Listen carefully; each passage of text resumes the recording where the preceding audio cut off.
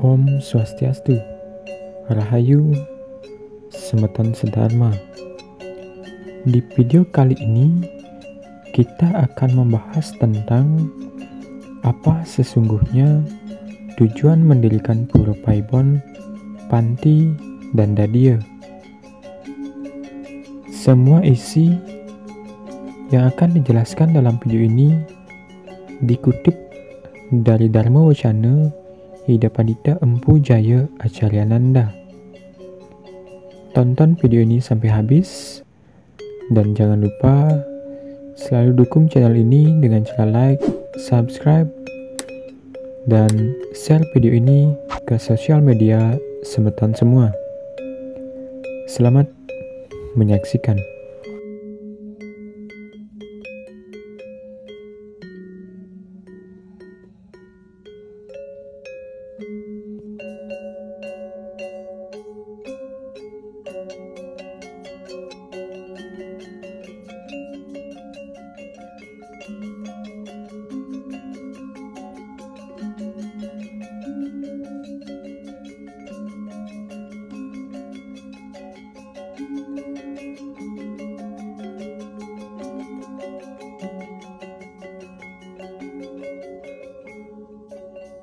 Apa sesungguhnya tujuan mendirikan Pura Paibon, Panti, dan Dadia?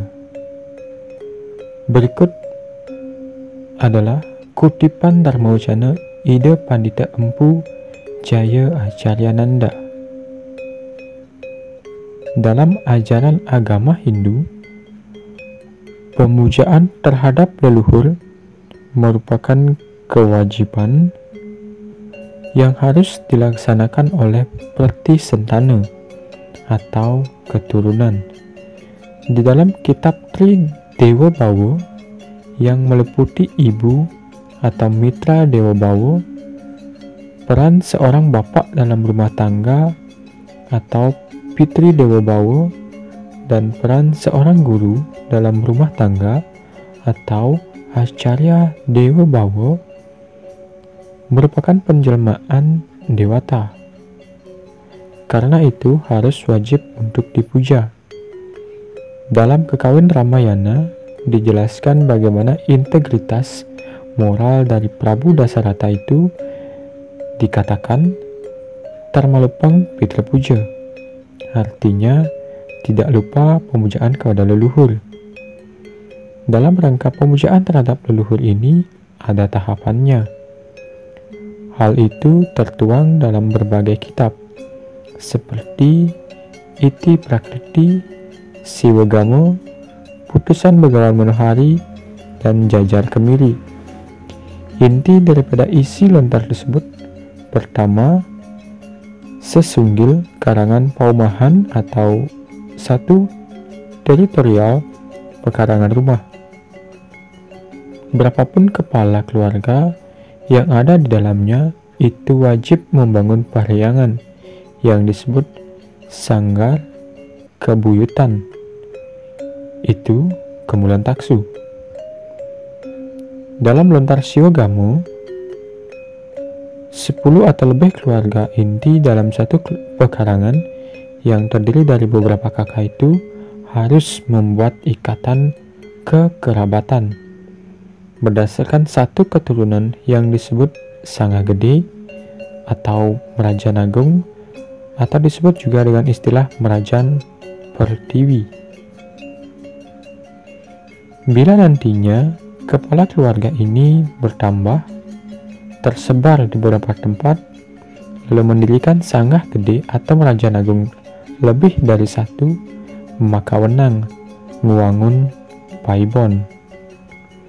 Bila nanti jumlah Pura Paibon bertambah minimal 2, selanjutnya wajib membangun Pura Panti.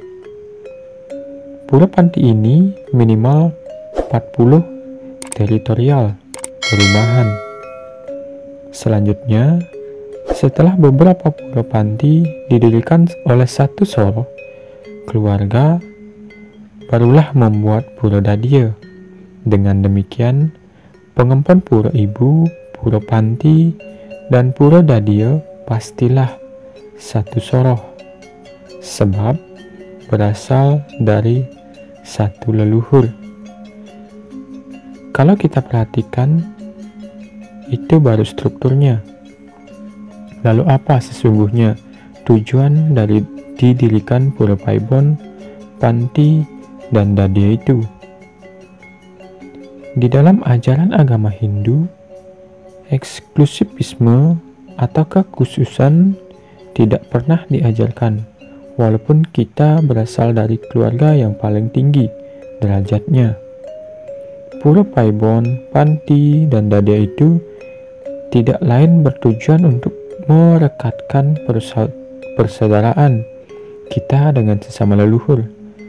Kembali ditegaskan, walaupun kita dari wangsa manapun, kalau kita pada trio filosofis ajaran agama Hindu, bahwa siapapun leluhurnya, dari manapun dadianya, kalau sudah berada atau mengaturkan bakti di penataran agung Besakih, sora kita sudah lebur. Kita kembali pada ide Sang Yang Widiwasa.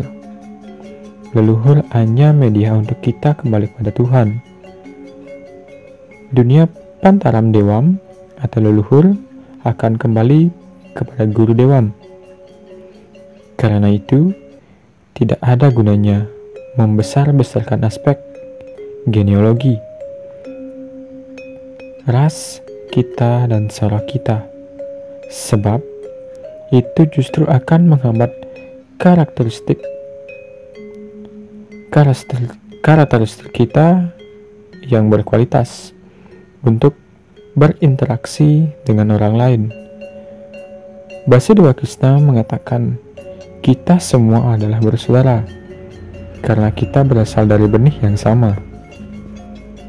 Begitulah kutipan Dharmawacana Ida Pandita Empu Jaya Acaryananda.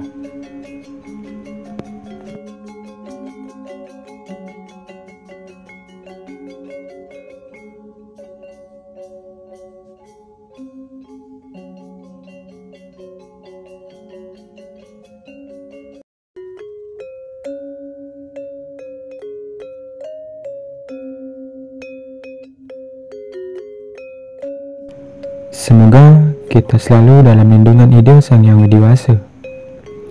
Demikian kutipan Dharmawacana Ida Pandita Empu Jaya Acaryananda. Semoga video tadi bermanfaat buat kita semua. Sampai jumpa di video berikutnya. Suksema. Om Santi Santi Santi Om.